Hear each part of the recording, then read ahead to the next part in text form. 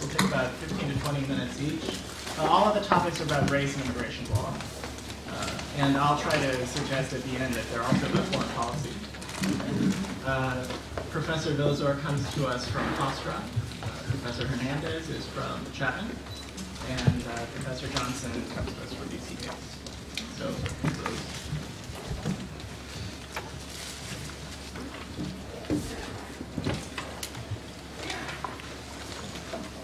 good afternoon. Sorry, you fell much right in front of you. I do this all the time. I always just what? The light? the room is so fancy. That's the problem. It's talented. It's like immigration law. It's too fancy, you can't make sense of it. Hi, good afternoon. Thank you so much for inviting me to be here. A special thank you to Stephen Lee for this amazing and well-organized conference. For my presentation, I will use the conference theme of puzzles as a framework for talking about 4 areas of law: immigration, citizenship, military, and war rights legislation, to discuss how the federal government regulated interracial marriages between non-citizens and citizens, specifically Japanese war brides and American soldiers during the U.S. occupation of Japan. As I argue in the paper, through the convergence of these laws, the federal government helped to shape the racial and gender makeup of our nation. This history, though, has gotten lost in the traditional narrative of anti-miscegenation regulation. Exploring this history is important not only to deepen our understanding of our racial past, but to also more deeply understand the role of immigration and citizenship laws in constructing the American family. Moreover, this overlooked federal involvement in restricting marriage and denying the privileges and benefits of marriage during the 1940s and 1950s offer important lessons for contemporary debates today in marriage equality cases. Before I continue, I'd like to begin with a story, and it goes all the way back to 1946. On May 9th, 1946, Helene Emile Bouise, a half-German, half-Japanese woman, and her husband, John Bouise, an American soldier, arrived in Seattle, Washington aboard a military ship. The two were newlyweds, having been married just days before by the captain of the ship before they landed in Seattle. Their decision to marry prior to coming to the United States was significant. 6 months prior to their wedding, Congress had just passed the War Rights Act of 1945, which conferred to persons who were serving or who had served in the military the ability to petition an expedited admission of their spouses, their non-citizen spouses, to the United States. Thus, Helene's marriage to John, a recently honorably discharged soldier, provided the basis for Helene's entry to the United States. Or so they thought. Upon arriving in Seattle, Helene was refused admission to the country. Immigration officers cited a provision in the immigration law that barred persons who were not eligible to become citizens from entering the United States. At the time, citizenship law prohibited Japanese from acquiring citizenship by naturalization. Thus, as a Japanese woman, Helene was inadmissible despite her status as a war bride. John challenged Helene's exclusion from the country to no avail. Although the district court agreed that Helene should have been admitted because she was a war bride, the Ninth Circuit ultimately reversed and upheld Helene's removal in Bonner v. Bouise. The case never reached the Supreme Court. At first glance, Bouise might appear to be a simple immigration case that was representative of the period in history in which Congress barred Japanese, as well as most Asians, from immigrating to the United States. But I argue in the paper that Bouise was more than just a case about the exclusion of a non-citizen. Upon closer examination, Bouise illuminates an underexplored part of our nation's anti-miscegenation story. John, a white man, and Helene, a Japanese woman, were among the thousands of racially mixed couples between 1942 and 1952 who faced discriminatory barriers to getting married and enjoying the privileges and benefits of marriage. The Bouise story shows that there's a gap in history. The traditional narrative of anti-miscegenation history has generally focused on state laws that restricted interracial marriages. In the paper, I argued that this conventional account is incomplete because it has failed to acknowledge the ways in which the federal government, primarily through immigration law, also actively restricted interracial relationships and marriages. And it did this not only through immigration law, but through the combination of immigration, citizenship, military laws, as well as the War Rights Act. I argue that during the U.S. occupation of Japan after World War II, through this convergence of laws and regulations, there was a federal regulatory anti-miscegenation scheme that ultimately prohibited U.S. citizen soldiers from marrying non-citizen local Japanese because they were considered racially inadmissible to the United States. This scheme also prevented U.S. citizen and Japanese citizen married couples from being together in the United States. Ultimately, by exploring the interlocking relationships between these laws, we gain a deeper understanding of the public regulation of marriage along racial lines. Additionally, the immigration dimension reveals harms and problems that interracial couples face that have been overlooked in our state-centered analysis of anti-miscegenation regulation. So let me tell you a little bit about these 4 laws, and this is where the conference themes puzzling puzzles really help to frame the conversation. As I mentioned, there were 4 different pieces that ultimately glued together to form this federal anti-miscegenation regulation. I'll first talk about military regulations, and then immigration, followed by citizenship, and then round it out by discussion of the War Rights Act. And then after that, I'll talk about how they ultimately interlocked to then form this puzzle of anti-miscegenation regulation. So first, the military. In 1942, the Department of Defense adopted Circular 179, which provided that, quote, no military personnel on duty in any foreign country or possession may marry without the approval of a commanding officer of the United States. This was the first time of restriction on marriage imposed on military soldiers. Prior to 1942, the military did not have regulations that required officer approval of marriages. According to military regulations adopted after 179, the circular was adopted to protect the, quote, individual from the possible disastrous effects of an impetuous marriage. It was also adopted in order to duplicate the wholesome influence of the home, family, and community. The adoption of restrictions on marriage of soldiers post-World War II was indeed important. As Nancy Ota has argued, it was no coincidence that the military began to regulate marriage as American presence in countries populated by people of color increased. So the next piece of the puzzle has actually both of them together, immigration and citizenship. Immigration and admissibility based on ineligibility for citizenship and race-based citizenship laws are perhaps familiar to many in the room. Beginning in 1875, Congress began prohibiting Chinese from entering the United States. It subsequently expanded the Chinese exclusion to include all Asians to the Asian Exclusion Act. Japanese were not explicitly barred from admission to the U.S. because of the Gentleman's Agreement, but ultimately in 1924, Congress passed an act that barred from the United States persons who were considered to be ineligible for citizenship. That then leads to the third piece of the puzzle, citizenship law, that helped lead to restrictions on interracial marriages under federal regulations. Between 1790 and 1943, only persons who were white or persons of African ancestry were eligible to naturalize. Through cases such as Ozawa versus United States and Thin versus United States, the Supreme Court solidified the meaning of whiteness for purposes of naturalization, including the prescription that Japanese were not white. In 1943, Congress ultimately allowed Chinese to naturalize, as well as Filipinos and Indians, South Asian Indians, but it didn't lift race restrictions for citizenship purposes until 1952. Thus, in 1943, at the beginning of the U.S. occupation of Japan, Japanese were considered racially ineligible for citizenship. Because they were racially ineligible for citizenship, they were then inadmissible at the border. Right, so we talked about military, immigration, and then citizenship. So now, finally, the War Rights Act.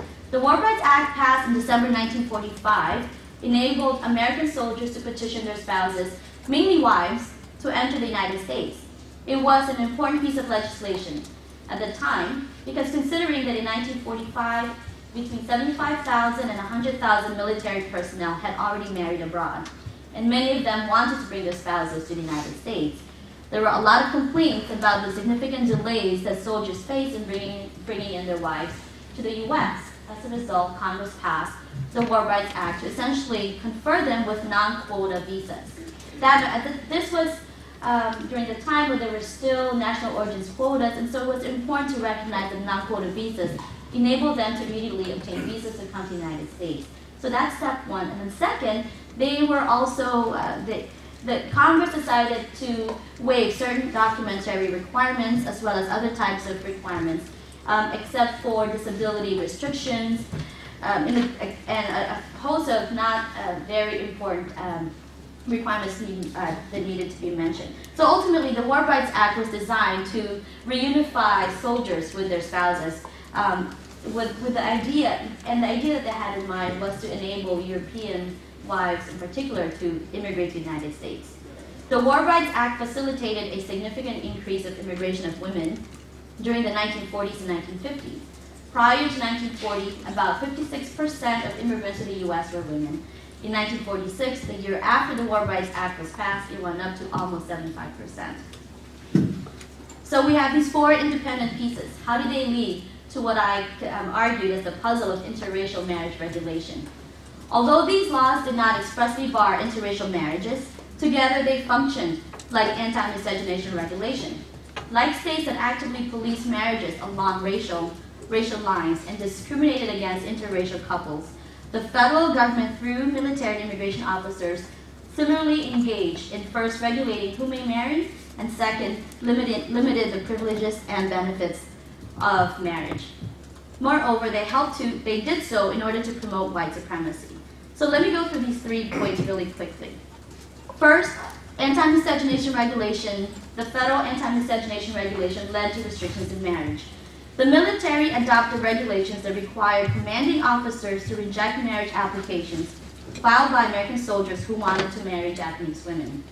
In June 1945, General Douglas MacArthur, who was the supreme commander of the Allied forces at the time, issued a circular that required commanding officers to take into account, quote, exclusion of immigration to the U.S. of persons not having a preponderance of white, African, or Chinese blood before determining whether or not to approve a marriage must be considered.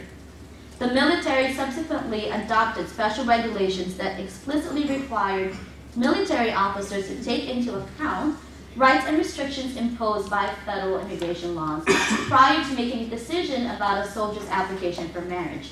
Importantly, the regulations provided that the screening of applications for permission to marry by the commander must be substantially similar to the processing of requests for entry of alien wives. So, moreover, lack of command approval to marry is essentially indicative of probable unfavorable action by the Commissioner of Immigration and Naturalization. So here we see three puzzles, pieces: immigration, citizenship, and military, combining to curb marriage to inadmissible non-citizens. Many American soldiers and Japanese women reported that they faced significant obstacles to obtaining approval for the marriage applications. Reports from the period indicate that hundreds of applications were rejected. Many others were subjected to rigorous scrutiny and had to undergo several counseling and interviews before the marriages were approved, signaling to them, as well as many others, that such applications were strongly disfavored. Moreover, many soldiers opted not to seek approval for marriage. As a result, some chose to marry their girlfriends only under civil Japanese ceremony without obtaining the recognition and approval of the military, which put them at risk of being court-martialed. Others chose to comply with the regulations, which caused others to break off their relationships with their girlfriends or to leave their wives behind. Others complied with the regulations by maintaining their relationship but without marrying the women. Overall, through the combination of immigration, citizenship, and military regulations, the combination of these three influenced the private lives of American citizen soldiers to be with their Japanese partners. In addition to restricting marriages between American soldiers and Japanese women, the federal government also discriminated against citizen, non-citizen couples. Many of them were white males, Japanese women, by failing to recognize their marriage for purposes of immigration benefits tied to marriage. In particular, despite a war rights marriage to a U.S. citizen, which should have enabled her to immigrate to the U.S., again, under the War Rights Act, The couple was unable to enjoy the privilege of using the husband's citizenship as a basis for the wife's immigration to the U.S. Even those couples who were married, and there were others, as I mentioned, who chose to get married despite the military's disapproval, they saw the problem of the wife's inadmissibility to the U.S. The majority of spouses who entered under the War Rights Act were European women from Germany and Great Britain. Between 1946 to 1950, more than 114,000 war brides entered the United States. About 84,000 of them were from Europe. By contrast, there were only about 9,000 Asians who were able to enter, which included 770 Japanese war brides. So how is that possible? How did these 770 war brides able to enter despite the fact that there were these racial restrictions against their entry? Well, Congress passed 2 amendments to the War Rights Act in order to allow some of them to enter the United States. And it did so with very specific time limitations. In 1947, after much pressure from different soldiers and the Japanese American community, Congress passed an amendment that said, if they are married within 30 days of the passage of this act, then they are in. And as a result of that, about 800 couples were able to officially get recognized, get married by the military, and they went through the proper channels, and some of them were able to enter the United States. Between 1947 and 1950, not a single approval of a marriage to a Japanese woman was allowed. Again, in 1950, Congress decided to pass another amendment to the War Rights Act. This time placed a 6-month restriction saying that as long as you were married within 6 months of the passage of this act, you will be able to enter the United States. Those are the only conditions in which Japanese war brides were allowed to enter.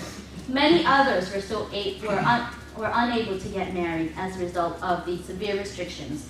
It's important to note that Congress actually knew what was going on. They knew that the military was forbidding and discouraging their soldiers from marrying Japanese. In fact, the legislative history shows that we need to put these time restrictions, according to Congress, in order not to, quote, encourage such marriages between American citizens and racially inadmissible aliens. There are, I think, at least 3 criticisms to my claim that the convergence of these laws functioned as a federal anti-miscegenation regulation, and I'll just briefly mention what I think, at least what I've heard before people say to me, and we can talk about it at Q&A. So first is the argument that none of these laws explicitly barred interracial marriage. Unlike state anti-miscegenation laws that were very explicit about who one could marry or could not marry based on race, none of these laws said that. In fact, one can arguably, one might say that they were racially neutral with respect to marriage in the first instance. One then has to go through the intent of immigration and citizenship laws in trying to promote a white supremacy, white nation, and interlock those set of laws with military regulations in order to get to understand that ultimately the convergence of these 3 or 4 different laws led to the regulation of interracial marriages. It's important. Why do I think this is an important part of history? Why have I pursued this project?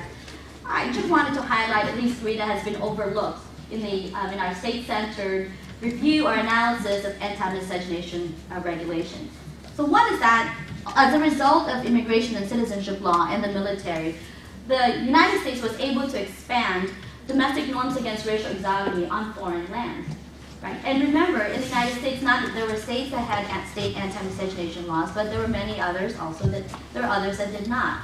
The military decided to expand these state anti-miscegenation laws beyond the borders of the United States and impose it in Japan. In a different paper, I'm looking into how the federal government actually did specifically impose state anti-miscegenation laws in Germany when they prevented black soldiers from marrying German wives. That's another project. So a second harm, citizenship, or a second different perspective, the dimension that this history tells us. Citizenship was used as a basis for challenging exclusion. Equal protection clause was not used in order to try to invalidate these restrictions in admission or interracial marriages because it would not have worked. Under Supreme Court jurisprudence, particularly Che Chang-ping and then all the other cases after that, equal protection clause would have been too difficult, insurmountable obstacle to bring against the federal government for race discrimination. And so husbands tried to use their rights of citizenship in order to gain, to bring in their wives to the United States, and they have largely failed in the courts. The final dimension that this history shows us is the abandonment of wives and also, as well as mixed-race children in Japan. According to different reports, there are about 10,000 women who were abandoned by the military, and between 5,000 and 15,000 mixed-race children, 90% of whom had white fathers who were left behind as a result of the inability of the military personnel to marry their wives. It's also important to note that these mixed-race children were unable to gain citizenship, even though their fathers are U.S. citizens, and they also could not enter the United States because they did not have enough preponderance of white blood under immigration laws for purposes of admission. So, in closing, I'd like to argue that it's important for us to examine this history much more closely for at least 3 reasons. One is to complete the record. We need to have a deeper understanding of our racial past. There's more to anti-miscegenation regulation that we need to explore. This history of federal involvement in restricting marriage, albeit through different means, shows us that the narrative of our racial history is missing some important pieces. Much of what we know about anti-miscegenation history has focused on black-white relationships. When we apply an intersectionality approach, such as gender and citizenship, we see how immigration law shaped the racial and gender makeup of our country. Second, this history shows us that the federal government has been involved in the regulation of family far more than is currently acknowledged in contemporary discussion. There has been an ongoing debate about what is said and about what is and should be the role of the federal government in domestic relations. Indeed, that's part of the federalism argument in DOMA. This is not about DOMA, the paper. I'm not trying to expand or argue whether DOMA, where DOMA should go, but overall, I think the history that I'm trying to paint here shows us that there's more, that we actually need to acknowledge much more deeply the ways in which the federal government is much more involved in shaping the American family, which would then allow us to focus more on the question of how to limit what the federal government can or cannot do with respect to domestic relations. Overall, my project allows us, or helps me anyway, to explore our racial history and examine the various laws that help to create the American nation that we know today. Thank you.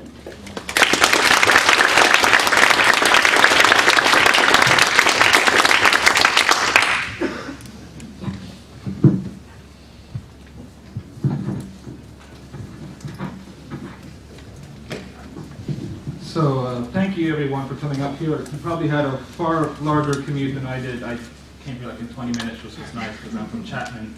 But I start this talk with kind of an analogy of puzzles. Where do they come from? Puzzles come in boxes.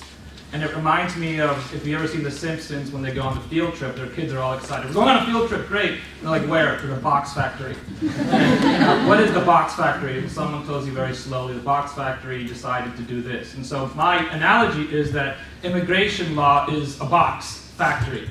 The box may be involving family, the box may be involving race, the box may be involving only high-tech individuals who pay law firms, or the box may be an individual who's from a western region of China that their government won't represent them, and we are anti-immigrant here and have habeas problems, and thus we have people stuck in Guantanamo. So immigration law is a box factory, and so when we think about that puzzle, think about what brought us that puzzle. So this talk here is part of a larger topic of mine, which is how U.S. presence in Guantanamo, not our fancy constitution or our detailed habeas or our intricate statutes. That isn't what affects what Guantanamo is about. What Guantanamo is affected about is our presence on Cuban soil since 1898.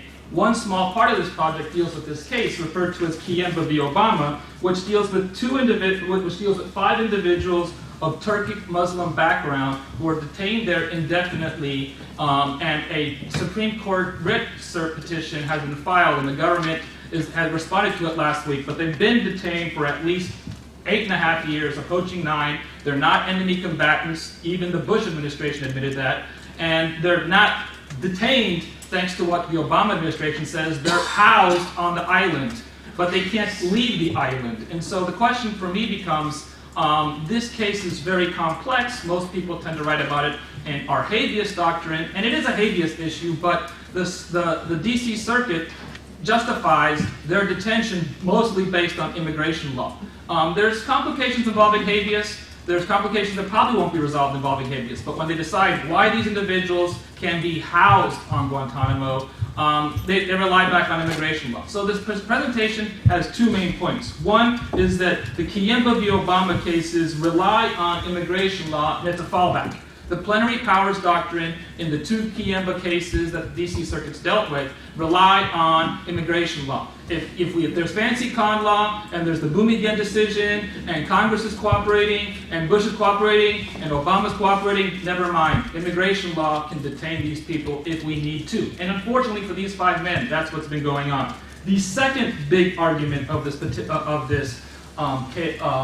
paper is that this is explained not just by immigration law. It's not all about immigration law. A good deal of this has to deal with the transnational complex of what it means to be a Uyghur from the western region of China in an extraterritorial base that the United States has in a very complex war, not just about the war on terror, not just on the war on judicial review, but also a war for resources in Central Asia, most importantly being the Xinjiang, I'm sorry if I mispronounced that, region of China, which is where the Uyghurs are from, but it's very close to Afghanistan, Pakistan, India, Kashmir, Kyrgyzstan, Tajikistan, and the ever-growing influence of a Chinese government that's going westward.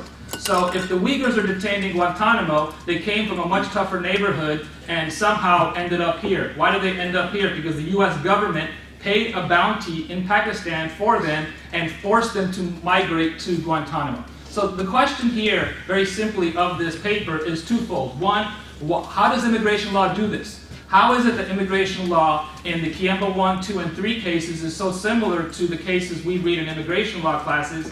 And second, what created this context? What is it in China? What is it globally? What is it in the US that has created this context? And so what we start with is this idea that the Boumediene case from 2008 justified constitutional habeas corpus in Guantanamo. It said essentially in a 5-4 decision that aliens are protected by constitutional habeas corpus in Guantanamo, that alienage is not a bar to this, that even wartime combatants have this access to this constitutional habeas corpus. And this was decided at a point when there was 500 detainees in Guantanamo, now there's 173. And from this was decided 6.5 years after the first detention occurred in January of 2002. And so what we came up with this case was this idea that most of us who study empire or constitutional law is the Constitution goes beyond our borders. It's an extraterritorial constitution. The interesting thing for an immigrant scholar is what does that mean for the plenary power doctrine, which says the Constitution doesn't always apply on this territory for certain people.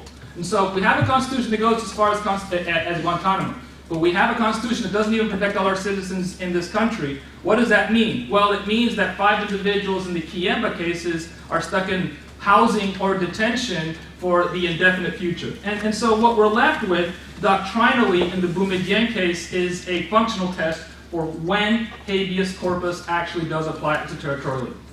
The important thing about this test is it decreases the importance of alienage. It says that alien status is an issue, but only in terms of detainee citizenship, along with their status as a combatant, and how this status was determined. The Bush administration had very flawed status on how this was determined. But that's just one factor. The second factor involves the nature of the apprehension and detention of these individuals, and lastly, what are the practical obstacles for these individuals receiving habeas corpus. So in doctrinal terms, the alien issue, the citizenship issue, is a lot less significant for 5 members of our court on the Supreme Court. One of them has retired and has been replaced by Elena Kagan, who can't decide these issues because she, as Solicitor General, had prosecuted them as well. So we're kind of stuck with a 4-4, and hopefully we can convince Alito, good luck, or Kennedy, hopefully, we need him, or Roberts on why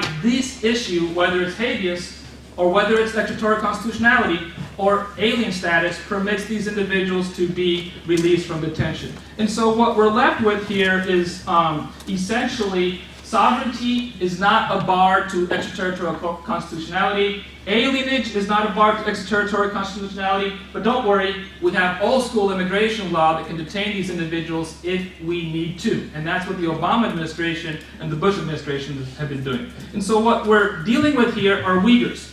Uyghurs are Turkic Muslims from the western region of China. 22 were detained in Guantanamo in June of 2002. 17 have been resettled either to Albania or Switzerland or to Palau. Palau, if you don't know, is an island actually the United States controls sovereignty over, and some people like myself would call that still part of U.S. empire. And so a good chunk of the detainees who are Uyghurs who have been relocated have been put on another imperial location in the Pacific. And so what we're left with now is 5 individuals who refuse to accept the resettlement offers, which are expected to be from either Palau or from Switzerland. And this stuff is secretive, it's sealed, it's not very clear to those of us who study in the news, but some of the suggestions are that they do not want to relocate to these places for issues that I consider second-generation human rights, or actually issues of membership. They claim that they do not want to go to Bermuda or Palau because they're not given passports, because they're not giving an access to citizenship, and sometimes there's even an issue if there's no Uyghur community there, or likewise, there's a lack of psychological services for these individuals who have suffered quite a bit since they've been relocated from China to Afghanistan, to Pakistan, now to Guantanamo. And so what we're left with is here this idea that they're not consenting to being relocated. They definitely didn't consent to be forcibly migrated to Guantanamo, but the subtext that no one ever talks about is the United States doesn't want to accept them. We could easily accept them. China won't accept them, and we often talk about that, but what we're left with is court decisions that essentially use U.S. immigration law to justify their detention. Even though in 2008, Judge Urbina, whose picture is right there, ordered them to be released as soon as possible, to be released into the United States, our D.C. Circuit Court of Appeals has argued that they cannot be released in the United States. A lot of this is habeas, but a good chunk of it is also immigration law. There's a second case called Kiemba 2, which is outbound plenary power analysis. It argues that if these individuals are asking for notice, please tell us if you're going to take us to a country that will torture us, our law does not permit them notice to worry about whether they're going to be tortured. And so there's Kiemba 1, which deals with inbound Uyghur detainees in the United States. And then we have outbound Uyghur detainees going to another country. Plenary power analysis justifies why they don't receive habeas, but more importantly, immigration law justifies why they can be detained. And what we were left with was in 2010, the Supreme Court denied cert on these 2 cases, even though it had been granted initially. It was granted initially because of the idea that they were indefinitely detained, but now there's this concept that they themselves are not accepting their resettlement options, so it's their reason why they're still in detention. And so what we're left with is essentially this impasse. A right of habeas corpus but no release. Detention, but you're housed on the base and can't leave. There's these anomalies between what's jurisdiction and what's non-citizenship inclusion. But this fits very nicely with our plenary powers doctrine that's existed since the Chinese exclusion case. If we defer issues to political branches because they deal with immigrants or territorial status abroad, if we say aliens don't have certain rights because they're aliens, if we say aliens don't have rights because they're located somewhere else, this fits very neatly with why we can justify them being detained even though they may have a habeas claim which may or may not get resolved. And so this issue is argued by both the Obama administration and the Bush administration, by all the dissents in the Boumediene cases, and most importantly, argued by the DC Circuit in Kiemba 1 and Kiemba 2. And so what we're left with in Kiemba 1, and then its reinstatement, Kiemba 3, and then Kiemba 2 is just, it's littered with plenary power analysis. Kiemba 1 starts with the idea that since Roman times, the nation state can exclude any foreigners it wants. Kiemba 1 has 16 precedents It says, without exception, from 1889 to 2003, it's the exclusive power of the political branches to decide which aliens may or may not enter the United States. And it's these branches' decision on what terms they could be permitted. It even goes so far as to state that if they don't have presence in the United States, they do not have any access to due process rights or habeas corpus. And it even goes so far as to go through a detailed analysis of statutory reasons in immigration law, the DC Circuit, on why these individuals aren't permitted to re-enter. It goes through an analysis of LPR status. It goes through an analysis of parole status. It might as well tell them, if you want to come to the United States, file a visa like everyone else. And if you do that, please fill out your G28 on a blue piece of paper, and your I-94 is really the date on when you're permitted to be here, not your approval from the CIS. They don't necessarily say that, but they might as well say, stand in line with everyone else. They're excluded, so are you. And so, Kiemba 3 looks at it from an even more complex issue. Here, all they're asking for is, please tell us if we're going to be relocated to a country that will torture us. Here, the argument is we can't second-guess the efforts of of our diplomacy, and these issues are about international comity, and we can't have the courts involved. And so what we're left with, essentially, here in my paper is making sense of why does this exist. It exists because the law has very detailed assumptions about alienage, has very detailed assumptions about de facto discrimination. I argue that there's nationality discrimination on Guantanamo. If you look to see, of the 779 detainees that have been there, most of them are from Afghanistan, Pakistan, Saudi Arabia, Yemen. But a large number of them are from China. They're in the second tier. Algeria and China are the country. China had 22 all of the Uyghurs detained there. So it's not an accident when we compare them to the countries that only had 10 or 20 detainees, and there's even more countries that only had 1 or 2. So the Chinese who were detained there wasn't by accident. It wasn't an aberration. And so my analysis here looks a bit more towards the conference. Why are these individuals being detained here? Why are they excluded from protections that may exist in con law or immigration law? And so my analysis hinges here on transnational perspectives. Let's look at what's going on internationally between China, the Zhejiang province, and Guantanamo. Let's look to see what's going on in China, and let's look to see what's going on in the United States, because that may explain why this war on terror has resulted in these individuals essentially not receiving the protections that immigration law would provide. And so if we look at the Chinese context here, we see that the Zhejiang province is where China is expanding to. It's a region that has a great deal of oil, a great deal of natural resources, and it's very close to a neighborhood that is littered with Central Asian conflicts. Most of them, I would argue, are geopolitical.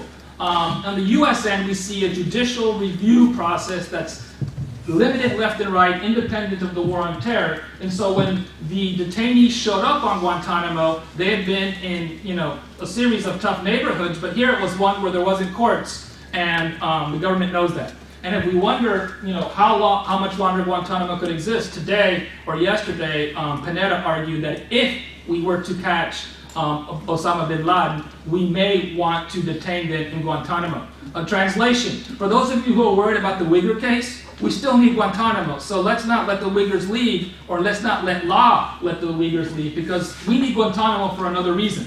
And if we see this from a cross-border context, the idea here is what type of ideologies foment insurgency, what type of anomalous legal territory can avoid legal checks, and when is it that individuals are leaving persecution or seeking refuge. And so the complex here that we're left with is making sense of why immigration law is so relevant to the Uyghurs. It's extremely relevant because it justifies their detention. But this resolution will not happen by law. This resolution will happen with bigger issues involving U.S.-China, U.S. immigration, U.S. law and judicial review, or maybe China in not torturing or not seeking to detain individuals from a Turkic Muslim minority. And so, in conclusion, what we're left with here is an idea that immigration law is central to the justification for why these individuals are detained, but it's within a larger complex of U.S. foreign policy and assumptions on alienage, detainee, de facto discrimination, and the war on terror. Thank you.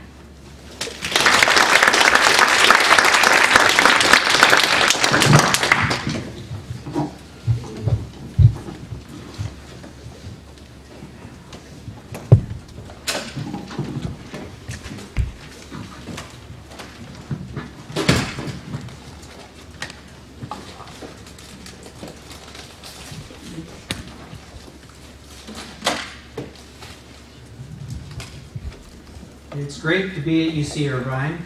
I'm happy to see old friends and make some new ones. I want to especially thank Associate Dean Chacon for inviting me to be here, and I want to thank Stephen Lee for his role in getting me here today. And Stephen deserves a special kudos because he was so on top of things that his daily emails made me create a binder to make sure that I kept up with things over time. And I want to thank him for that. And I want to thank and congratulate the new Irvine Law Review, which I hope will publish my paper. But we'll see. The jury's out on that. Now, one of many sort of pieces of paper that I got, emails I got from Stephen, included sort of a draft symposium schedule. And the initial title of this panel was Social Identities in Immigration. Sort of vague and ambiguous, not controversial, and it was changed. And now it's called Race and Immigration Law. It tends to be a little more contentious, a little more controversial. So I kind of feel, and I grew up not that far from here in the San Gabriel Valley, and every birthday we'd have a piñata for me. And I kind of feel like the Race and Immigration Law panel is sort of the piñata of this conference, because we can take some hits, I imagine. It may well take some hits. I trust that coming to Southern California, we're a little safer than the last time I gave a talk in Texas, where the first question from the audience was coming from a fellow in camouflage fatigues who asked me what part of illegal didn't I understand. So I'm hoping for more generosity here today. And I've been working out a puzzle consistent with the theme of the conference. The puzzle is this. In thinking about the discussion, debate, national debate, it's been ongoing for a number of years. Why is it so contentious? Why is it so controversial? Why is it so difficult for people to have a meaningful dialogue on these issues? And I'm of the view that immigration is not a simple issue. It is not one that's resolvable through simple solutions. I don't see it necessarily as a blue state, red state issue, a Democratic, Republican issue. I think I have more in common with the immigration position of President Bush than President Clinton, for example. But it's a very difficult issue. And if I had to classify myself politically, I may call myself an undocumented conservative on this point. Because I'm probably for less regulation of our immigration laws than some would call for. But I've been thinking about the debate over immigration, and I've thought quite carefully about why can't we have a meaningful dialogue about it. And if you look at the current debate over immigration, you see a number of things. You see talk about immigration laws that are colorblind, facially neutral, but have very stark and disparate racial impacts. You can look at who's in detention, who's being deported, and you'll see that there are particular impacts on working class Latinos in the United States. And to add to that, the way that the immigration laws work and the debate about immigration works allows us to have coded discussions about race and civil rights without even mentioning race and civil rights, and squarely avoiding what Angela Harris and Leslie Espinosa have referred to as the sticky mess of race. But as I alluded to a second ago, when we think about immigration and its enforcement, it's hard to say that whether we like it or not, that there aren't disparate racial impacts on people of color both inside and outside the United States. Indeed, immigration law, by permitting the unfavorable treatment of non-citizens, provides these disparate racial impacts without the need to rely on express and delegitimizing racial distinctions. We can have disparate racial results, but not rely on race. And that's what I look at this paper. I look about how the debate about race allows for coded discussions about race. The debate about immigration allows for coded discussions about race in the United States. And how proponents of immigration restrictions often will say, well, we're not racist. We are just for enforcing the immigration laws. We're just for securing the borders. We're just for obedience to the law and legitimacy of the law. But we're not racist at all. You can look at SB 1070, which I think would have, if you look carefully, or not even that carefully, would have racial impacts. One colorblind defense of SB 1070 was, well, it bans racial profiling, so it can't be racist. So shut up. What part of illegal don't you understand? Well, that's not exactly right if you look at it carefully. But even if you do, the way it would be enforced would have disparate racial impacts. Another colorblind defense is, well, SB 1070 simply mirrors, put mirrors in quotes, federal law. And what part of illegal don't you understand? That's not exactly right. It goes well beyond federal law. But even if you're just mirroring federal law, you still have to recognize that federal immigration law does have disparate racial impacts. So what I do in this article is I look first at Arizona's SB 1070, and I look at sort of the entire sort of what's going on in Arizona. You have SB 1070, you have a tax on ethnic studies, you have a tax on birthright citizenship. You have a series of things that are said, these aren't racist, but who large members of certain communities, particularly Latinos in Arizona, say these things are racist. The second part of the article looks a little more carefully at comprehensive immigration reform and how race and racially disparate impacts are going to result by the passage or failure of comprehensive immigration reform. And I'll talk a little bit about that in a minute. The problem is, and the question really is, why is it that when we're talking about immigration, why is it that race, even though it's so clear to some, particularly Latinos, why it so clearly involves race, why race is so often buried in the debate about immigration? Now, the answer, I think, is somewhat simple. Times have changed, even if they haven't changed as much as some would say with the election of a black president. But they have changed. Unlike the heyday of Jim Crow, people in polite company today rarely contend that racial discrimination in the immigration laws, or in law generally, can be justified by the inferiority of people of color. The demise of Jim Crow has contributed to the most blatant forms of racial discrimination from the U.S. immigration laws. The problem is that racism still exists, still can be seen in the way that the immigration laws operate, and at a minimum, there are racially disparate impacts by the way the immigration laws operate. Now, it sometimes is argued by folks like the proponents of Proposition 180, of SB 1070, as well as people who supported Proposition 187, that illegal aliens, put that in quotes, warrant discriminatory treatment, punishment, and little sympathy because they're illegals. It's not about race. It's about the fact that they are here without the imprimatur of the law. We just want to, quote, enforce the law and secure the borders. At the same time, even if you believe in the legitimacy of the law and are committed to its enforcement, you have to realize that the way that the immigrants or communities are treated today do have racial impacts. It's not an answer to say, what part of illegal don't you understand? We just want to enforce the law. We just want to secure the borders. Rather, you have to recognize that there are impacts on particular communities by these laws. What do I sort of gather from all this?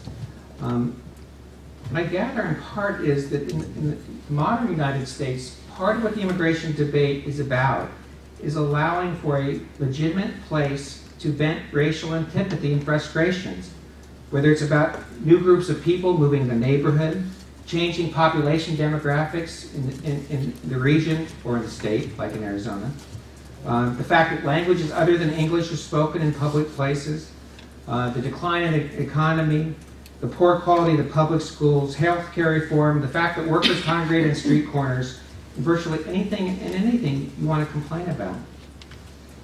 Now let me focus briefly on comprehensive immigration reform. There's three parts of comprehensive immigration reform that are parts of most proposals anyway, that all would have disparate racial impacts if they were put into place.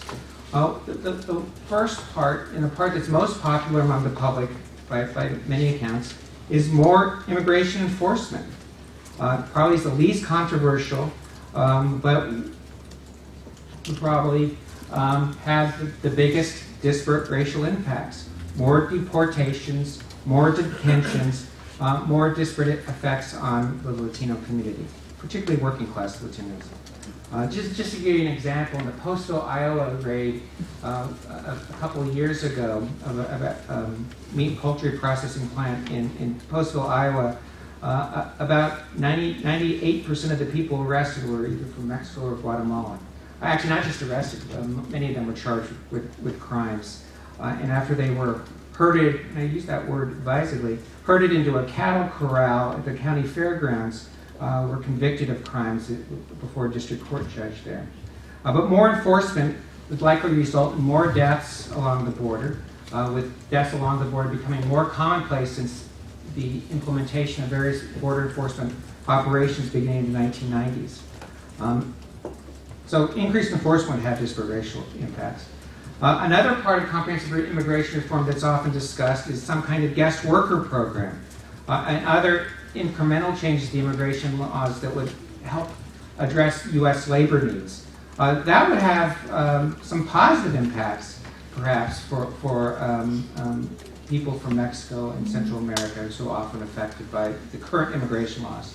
The current immigration laws offer very few avenues for legal migration for people of low or moderate skills to come to the United States. In fact, for many low and moderate skilled workers who don't have family members in the United States, there's no line for them to wait in. So it's an illusion, as some restrictionists claim, and they're not talking about them, they should wait in line like anybody else has to.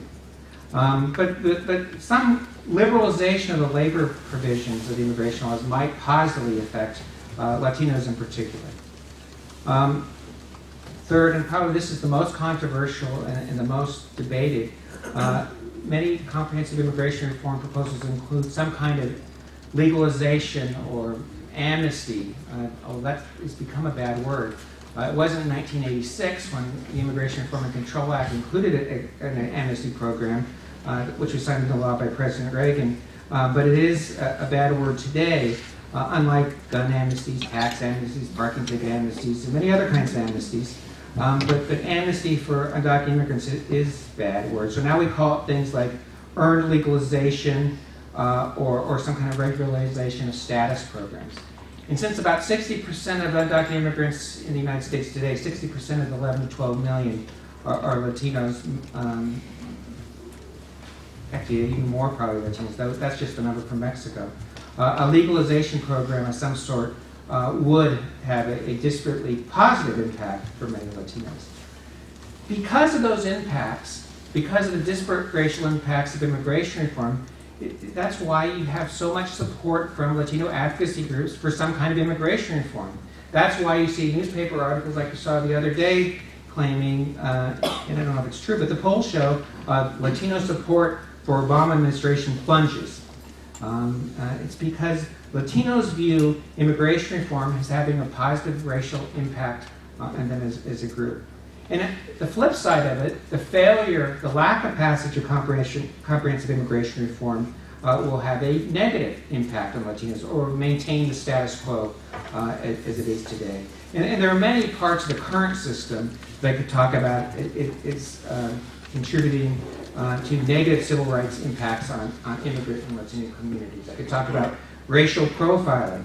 I could talk about the fact that the Obama administration has deported more people in last year than any administration in the United States history. I could talk about how in 1990 we deported about 30,000 people, and in 2008 we deported about 358,000 people. I could talk about how there's a huge detention industry that exists today.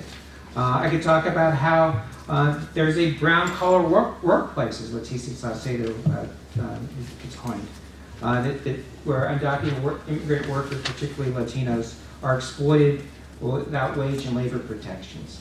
I could talk about the deaths on the border, which I've already alluded to. I could talk about the deportation of long-term residents under 1996 immigration reforms. I could talk about the DREAM Act students, undocumented students whose families brought them here many years ago and are longing to improve their status. I could talk about racial profiling and immigration enforcement, which is a problem particularly in states like Arizona, but a problem all across the country. I could talk about hate crimes against Latinos, including beatings to death in places like Shenandoah, Pennsylvania, and Long Island, New York, and other places as well. But I guess the ultimate point that I want to make is that if we want to have a meaningful debate and discussion about immigration enforcement, as raised by SB 1070, and comprehensive immigration reform, we have to recognize that we have to address the fact that there are racial consequences of enactment of something like SB 1070 or not enacting comprehensive immigration reform. We can't resort to slogans like "what part of illegal don't you understand?" We can't resort to saying that you're just racist, that's why you support immigration enforcement. Rather, what we need to do is come up with some way of engaging in dialogue on these issues, which I think are incredibly important. And until we do that, we're going to be where we are today, where we are unable, it appears, to have a rational discussion, rational dialogue about immigration reform, immigration enforcement, and the consequences on communities that are horribly affected in the United States. Thanks very much.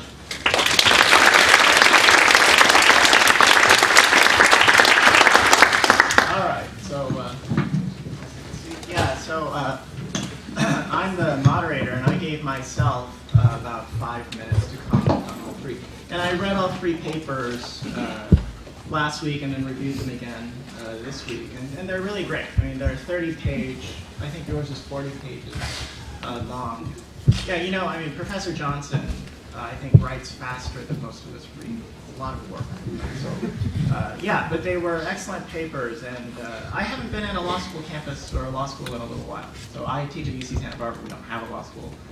So coming here really does take me back. You know, and I'm happy for the invitation, and thank you very much. Coming back here and thinking about what I would say, and thinking in light of the three presentations, I thought the most fundamental puzzle was that puzzle that I learned in my first year of law school. So what is the Constitution? You know, what is the Constitution? Coming from a background in political theory, the idea is the Constitution essentially a social contract? Yeah. So that it's an agreement among members, and the protections and the benefits accrue primarily to members only. Yeah, and everyone else is just out of the picture, right?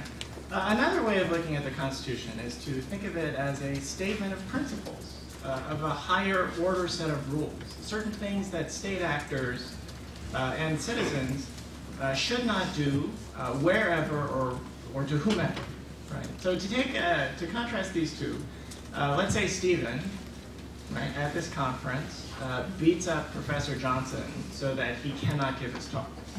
Right? I think and he did that because he didn't like the content of what Professor Johnson was going to say. I think all of us would agree that that's a First Amendment violation. Like, he violated your free speech right. I think it's assault. Yeah. But what if Stephen were a spy for the CIA and went to Korea and then beat up a Korean law professor giving a talk at Seoul National University? Would he have violated the First Amendment? Right? I think most federal courts would say no. Right? That you may have violated certain laws in Korea, you may have committed assault, but you haven't violated a First Amendment constitutional principle. And I think there's something wrong with that. Right? As an American citizen, if you went to Korea and did such a thing, I would want you disciplined, or at least punished as violating a core principle that all Americans should share. That you shouldn't just go around infringing people's rights. Yeah. I think for better or for worse, immigration law has hinged on that first conception of law as agreement, law as social contract. And that is why, in large part, it can so easily screw people who are not members. Yeah. And I think in Ernesto's paper, he did a much more thorough job of explaining where plenary powers comes from. right? And how it's rooted in the federal government's dealings with Native Americans, right? These people are not members, they're domestic dependent nations, they don't have constitutional rights and protections, yeah. Later in that same century, when the Chinese come, you hear exactly the same kind of justification. Yeah, and if anything, our commitment to that first conception of the Constitution as agreement is what warps our law and our morality, right? And our ethic, and our way of dealing with these kinds of problems. To give you another example, Rose's paper is about the right to marry, and it's set in Asia, right? However, statistically, most Asian women who married American servicemen, right, were, at least initially, in sex work. They were in prostitution. Yeah.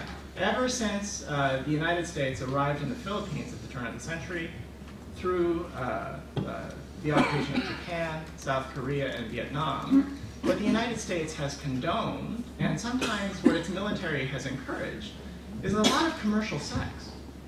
Yeah. And much of that commercial sex does lead to marriage. But I think we should think about those two together. Right? There's something odd about the American military not giving, it just doesn't care who American soldiers have sex with. It's only when they marry that person and want to bring that person back to the United States, then it's a big issue, right? Then we have to discourage this kind of practice from occurring.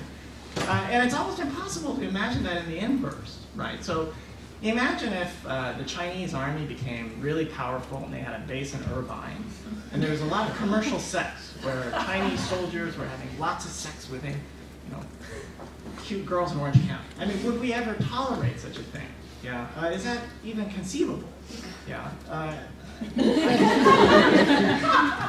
Don't answer. Yeah. In that sense, like the idea of holding citizens indefinitely, as in Ernesto's paper about Guantanamo, again, I think that also has foreign policy legacies and foreign policy roots. Again, in this century, those roots would be primarily in Asia, right? The torture, the detention, the long-term holding of people without a trial. These are things that the United States government and its military have done in times of war and even in times of peace in other countries and in other places. Yeah. And it's never spoken of as a constitutional or legal violation of American law. And I think there's just something fundamentally wrong with that. Yeah, whether the foreigners are coming here or we're going to deal with the foreigners, there is a way in which I think we need to move beyond the language of the Constitution as agreement to think about how it embodies these higher order principles that should restrain all Americans, especially state actors, wherever they are and whomever they deal with. Yeah. The whole idea, like in your paper, to say that just because you're a non-citizen, you're not entitled to due process, I just think there's something wrong with that, right? I mean, there's something fundamentally flawed. And then to take them to Guantanamo and do whatever, I mean, that's just like, again, as American citizens, I think there has to be some mechanism where we can appeal to the Constitution and tell our government actors, you violated that core principle, right? This is not how Americans should behave. And in terms of Professor Johnson's talk, I think, in essence, I think I pretty much read everything. Well, I've read a lot of what you've written, and I know that a lot of the paper that you're doing now is tied to the opening of floodgates. Right? It's about why we should have open borders. Right? And Professor Johnson makes a very good argument to argue that American immigration law, at least in terms of its missions, is just wholly it's class discrimination.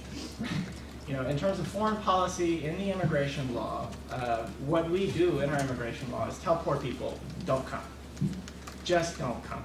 Right? Even if you have family members here, you really want to come to the United States, you want to look for economic opportunities, just don't come. And this is the very clear message that the United States has sent the rest of the world since 1965, and definitely after 1990. Right? On the other hand, because I'm in Asian American Studies, what I look at is the other message that the United States sends through its immigration law is that if you have skills and you have money, please come. Right? Come all you want. Right? At the same time that the United States is deporting about 400,000 persons per year, the United States is admitting about 400,000 people from Asia every year. That's a lot of Asians. Being in Southern California, I'm sure all of you see every day the demographic consequences of that.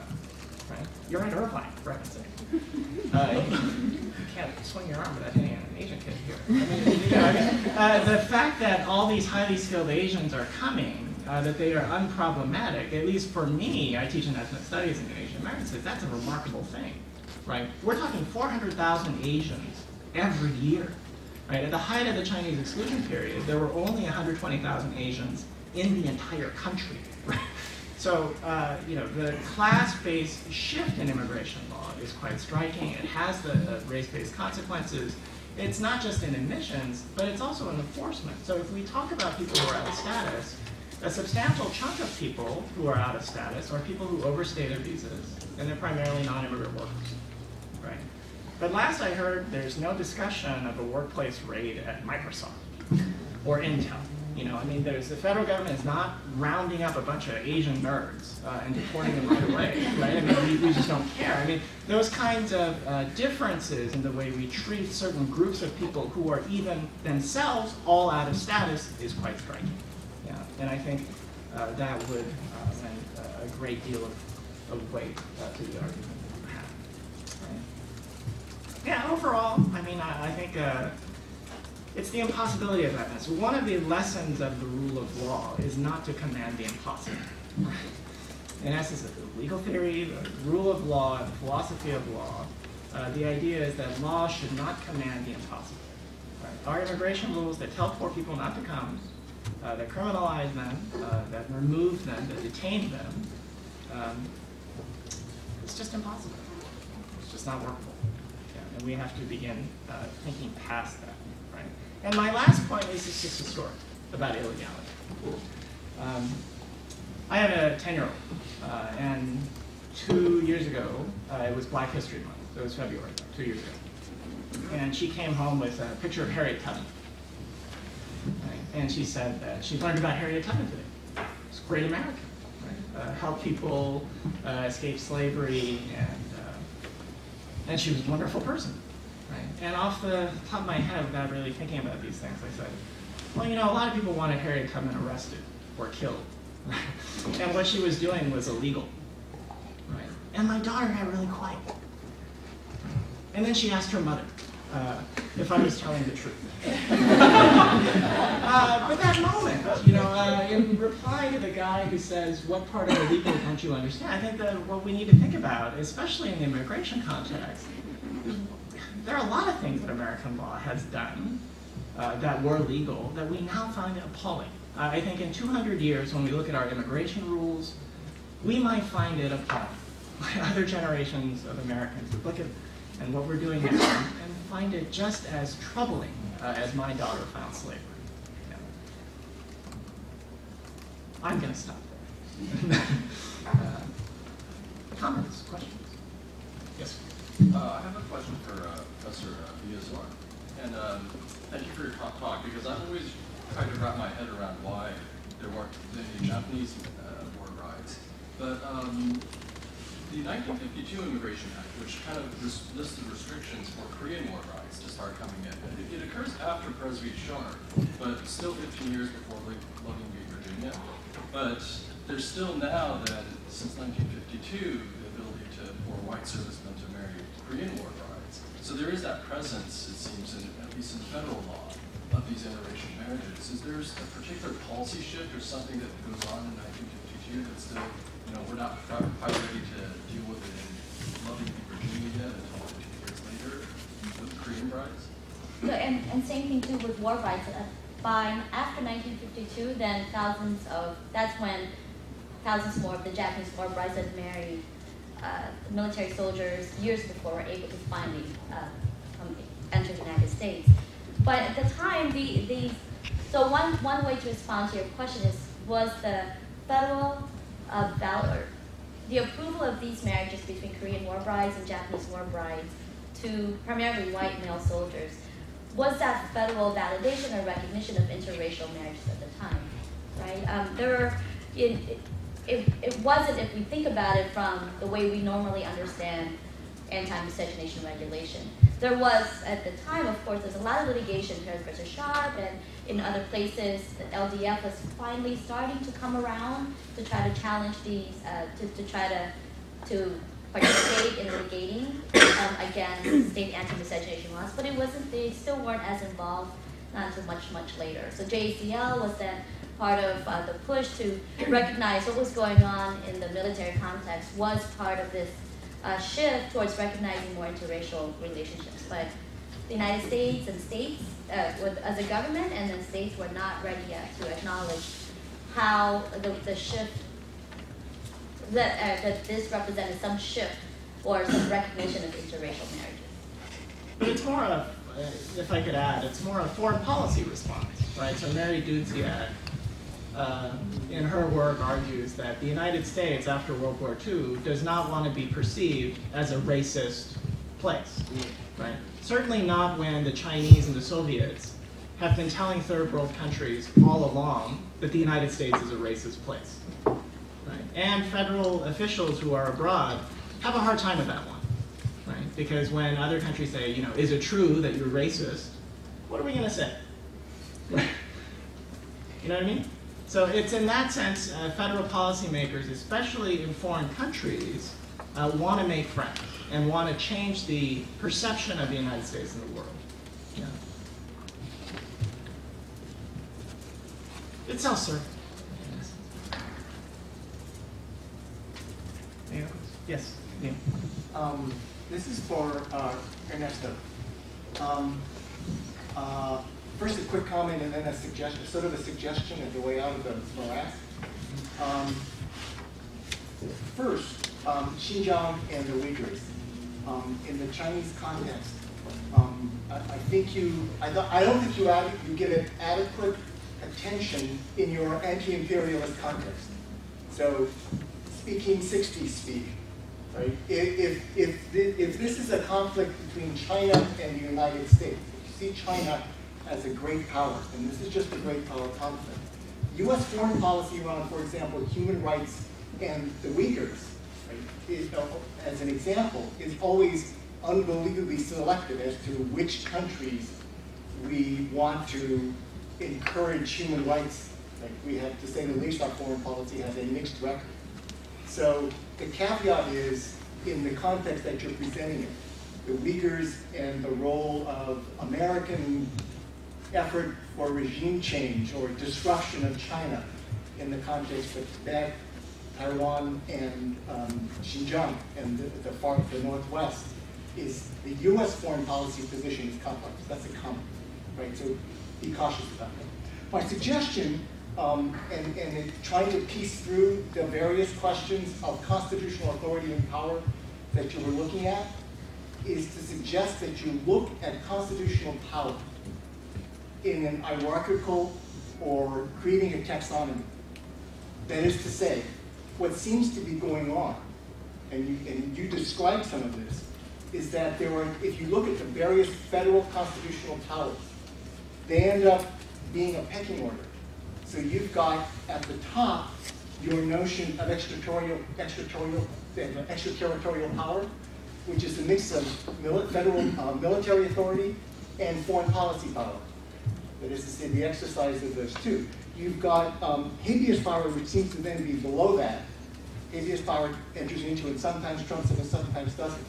Then below that is federal plenary power over immigration, which can sometimes be trumped or not trumped. And then below that, or somewhere in there is military, but then below that is racial authority over equal protection and due process. Like race loses completely in this context, your ability to raise those issues. So if you see federal power and authority as tiered, not as unitary, and not as sort of mixed, but rather, no, there is an implicit federal power. There may be a possibility of being able to better sort some of those influences, some of the power decisions that are going on. Thanks, Neil, for those comments. On the foreign policy, I didn't have time to mention it in the talk, but the way I see these 5 detainees is, First of all, let me say something positive. This isn't, at least in the law, this isn't the same thing as MEDC. This isn't necessarily the same things as something before Zadie Vass or Clark v. Martinez. The government is actually saying we want to not send them to a place where they'll be tortured, which is better than saying we're sending them to China, we don't care. Or, you know, there is the power to, you know, there is the power of rendition and other things like that. And so, in that light, things are a little bit better.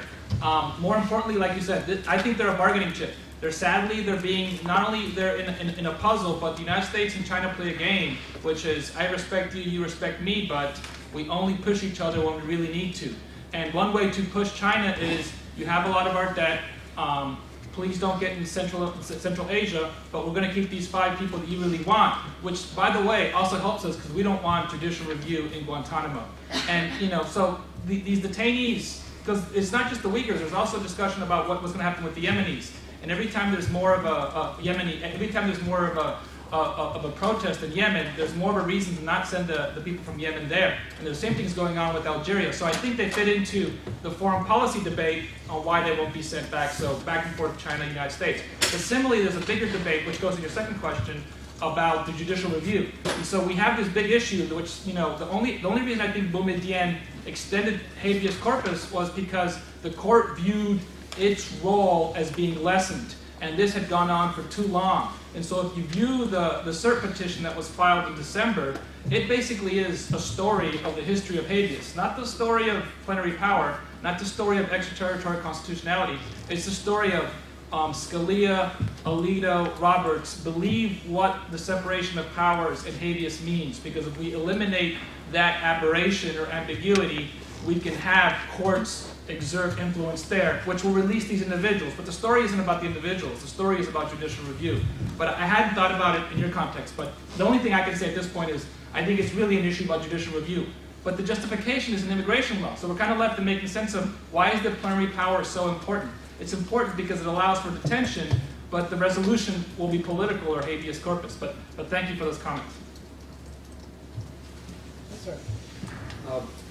Professor Park, I practiced immigration law for about 30 years, and I was a little puzzled by something you said, because you said the law should not regulate the impossible or try to control the impossible. And I agree with the concept in theory, but you made citations to Microsoft and other companies having employees who are here as if they were here illegally when they're not. And I guess what I was puzzled about is we already allow much larger numbers of family-based immigrants into the country than those who are employment-based or who may contribute to innovation and job creation. And so when you were seeming to be saddened by the fact that the message to the outside world is don't let the poor come in, you know, I don't know what we could do that would be possible. It seems to me that we should align our immigration laws to our economic interests, which would allow more people to come in on employment-based grounds, or at least on rationales that would allow for innovation, allow for job creation, expand the pie. And so I just was hoping you could clarify your point. Okay. I didn't present a paper, but in reply to that question, first of all, a lot of companies like Microsoft or other information technology companies have argued that American rules governing temporary skilled workers and skilled workers in general are too restrictive. So Microsoft and other companies have threatened to move to Canada, where those rules are more liberal, so they can have as many software engineers and geeky people as possible. Right. So, although on the one hand the United States is much more open to employment-based immigration, certainly, right? It's not as much as some companies would like. In reply to the second part about family unification and about poor migrants coming, right? I would wholeheartely agree with Professor Johnson that the legal avenues through which poor people can come to the United States have really shrunk. It's true. Have really shrunk since 1965. And that's a set of public choices that Congress has made to restrict those avenues. right? The theory there is to reduce the social cost of these people, right? So as a fraction of persons who are entering the United States, family unification has really fallen. Yeah, it used to be 70%, now it's about 30 to 40%. Yeah, and they've been displaced by economic migrants. Yeah. In terms of the rule of law argument, I deal mostly with undergraduates. I try to tell my undergraduates that they are living through two major revolutions. One is a transportation revolution, and one is a communication revolution. In the migration context, what that means is poor people, despite their poverty, can see how you live and how we live. And even if a teeny tiny fraction of them decide to come here, that's going to be a lot of people. Yeah. If we don't legalize in some sense, or at least do something about that very profound structural change in the way we live our lives, we are going to live with the problem of illegality no matter how often we offer amnesty. Yeah? So that's the compelling problem then. And actually, Professor Hay over there has written about this too. So, did you want to add? I didn't want to add. I want to ask Dean Johnson a question that's related to that. You never called me that before. So, Kevin, I say that because he's my boss. So I just want to follow up on that question because there's kind of an underlying assumption in that question that that family-based immigrants are poor, and so that was manifested in 2007, as you know, by the proposal that got pretty far in Congress that would have eliminated virtually all family immigration and instituted a points-based system. And I guess in the context of your paper, as I understand it, I wonder how you look at that. Is it a matter of, oh, we should do more for the economy of the country by removing family immigration? Or is there a racial issue involved? And if there is a racial issue involved, does that necessarily correlate with poverty? There's a lot sort of packaged in that question, or series of questions, and some of them are a continuing dialogue we've had for a long period of time. And I don't, one of the interesting things, I guess, is that I don't know if our immigration laws are so favorably based towards Asian migration as you might suggest. No, it's not on purpose. Yeah, right? but there's some parts of the immigration laws, especially for elderly Chinese, where there have been increasing enforcement. So we have somebody at UC Davis, not a friend of Bill's, but somebody at UC Davis who regularly testifies before Congress how elderly Chinese regularly abuse the immigration laws and come here to secure public benefits. And I'm not saying I agree with any of that, but I do think that the family-based immigration categories and some discussions about curtailing them have provoked some opposition from Asian advocacy groups, which are different than the kinds of positions that Latino advocacy groups have taken, focusing more on employment and less on family over time. In fact, MALDEF, Mexican American Legal Defense and Education Fund, in responding to the immigration reform proposal that Bill just mentioned, wasn't troubled initially by the reduction of family-based visas, while Asian advocacy groups, a number of them, were deeply troubled, and that caused some tension and conflict between those two organizations. I don't mean in my paper to take a position on that, except to say that if you're going to talk about immigration reform, you have to talk about the consequences of any reduction, any changes in law on distinct groups, whether it be Asians or whether it be Latinos. And to this point, the people who want to reduce family-based immigration say, well, we don't want to talk about race. We don't want to talk about that. We just think that we should have more employment visas and fewer family ones. Don't talk about race. And I think that's not a way of moving the debate forward and moving the discussion forward. And I don't even think we're at a place where we're even talking about the real issues. I just wonder how Professor Johnson, Dean Johnson, would respond to this reflection.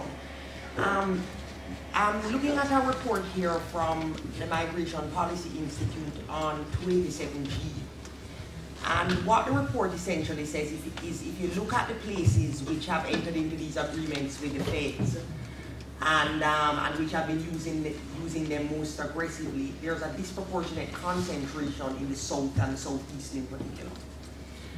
And essentially, although it doesn't say this explicitly, what it's saying is that there are significant populations in the United States which have been historically homogeneous, which have experienced significant demographic changes in a relatively short time period, and which perceive themselves as lacking mechanisms to adjust to this new reality. And this has become one of the mechanisms of adjusting to this new reality. And this myself not being my area, but juxtaposing this with the history of how similar parts of the country dealt with the inclusions of black people into public space. The juxtaposition is really striking in that there was a long period of adjustment whereby people got used to the idea that a space which was homogeneous was going to include a group of people who had not previously been included. But it was a very, very long period of adjustment. I mean, centuries. How would do you find that analogy at all helpful? I mean, clearly we're talking about two different parts of history, so I don't want to push it too far. Right. But there's something about whether or not it is a realistic expectation that persons who would have had 100, 150, 200, 250 years to adjust to the inclusion of black people into the body politic can realistically be expected to get used to all these brown people in the body politic. I mean, I'm being very crass in my language, but you know. No, I understand. Actually, I'm in the middle of a book that about the migration from the south to the north by African Americans, starting World War I, the warmth of different suns, and I've been struck by the similarities between some of the reactions in the north to African American migrants, it's internal migration, and what I see in immigration today. You raise a number of important points. One of the things that we're seeing today, we've seen over the last 20 years, I've heard it called, as I don't usually use it, the browning of America. You've seen Latino immigrants in places you didn't used to see them. You see the largest place of Latino population growth from 1990 to 2000 is Arkansas, because of the poultry industry and a lot of immigrants going to Arkansas. You're seeing immigrant populations largely Latino in Tennessee, North Carolina, South Carolina, Georgia. Actually, Georgia strikes me. I was in Atlanta last year and I said, this is like Los Angeles was in 1965. This is very similar in terms of some of the changes that were taking place. So I do think that there are, Postville, Iowa, I don't think, 1965, there's probably one Guatemalan there. And there are these, Hazleton, Pennsylvania. Why are people reacting, some place in the farm country of Pennsylvania where there's demographic changes and people are passing an immigration law to deal with those changes, rightly or wrongly. I do think that the reason you're seeing a spate of state and local immigration ordinances for the locals and state laws at the state level is because of the changing demographics. And there are other things too. There's a failure of the federal government to reform the immigration laws. But I do think that there's some frustration, there's some reaction to change, and whether any of us should be patient or not as this change occurs, that's another question. But I do think you're right that this is similar to what we've seen at other points in our history, I do think, we should try to be patient when we see a rise in hate crimes like we've seen. It's hard. Not just hate crimes, but killings in places. where there are prosecutions and convictions. That's sort of the extreme version of some of the reactions, but I think it's part of it. And I think that, to me, makes it clear that we should, as a nation, be acting. But I do think you're right. Some of these changes are ongoing. Did you have a question? Yeah. That narrative seems to me to have become very common over the last 10 to 15 years of white communities adapting to rapid demographic change and finding it difficult to do. But I feel to some extent it's also engineered because, like you're aware of two organizations, the Center for Immigration Studies and the Federation for American Immigration Reform, who at least one of them will show up in any news story about immigration or amnesty or anything like that. They have legitimate sounding names. They do. And I wonder if you and Professor have read the report from the Southern Poverty Law Center about how these are basically the creation of a few people, and it's a very well-engineered, well-run, well-disciplined media organization that, it's basically astroturfing. But consistently we see in polls that there's majority popular support for comprehensive reform, including some kind of amnesty. But these groups oppose it so vociferously and so consistently, and are gathered around particular newspapers and so forth, and they work very, very hard to engineer this controversy and to push this narrative of too much change too fast, what part of people don't you understand. I mean, I don't think you can blame it all on those organizations. There are some prominent political leaders, deans of some law school, former deans of some law schools, who go around and talk about some of these issues.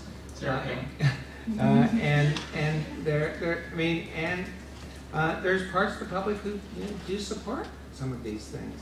I mean, I do agree with you. These are Federation for American Immigration Reform, the Center for Immigration. They're well-funded groups that do work very hard. To get off the Center for Immigration Studies main email list, it's really hard. I can tell you. But they are out there. They are doing what appears to be research and promoting it as research.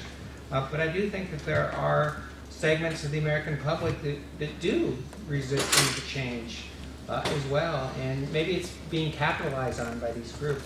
But I do fear that there is some, among certain groups, some popular resistance to changes that are going on. Absolutely. Any other questions? Are we out of time? I think so. Okay. Okay, well, thank you.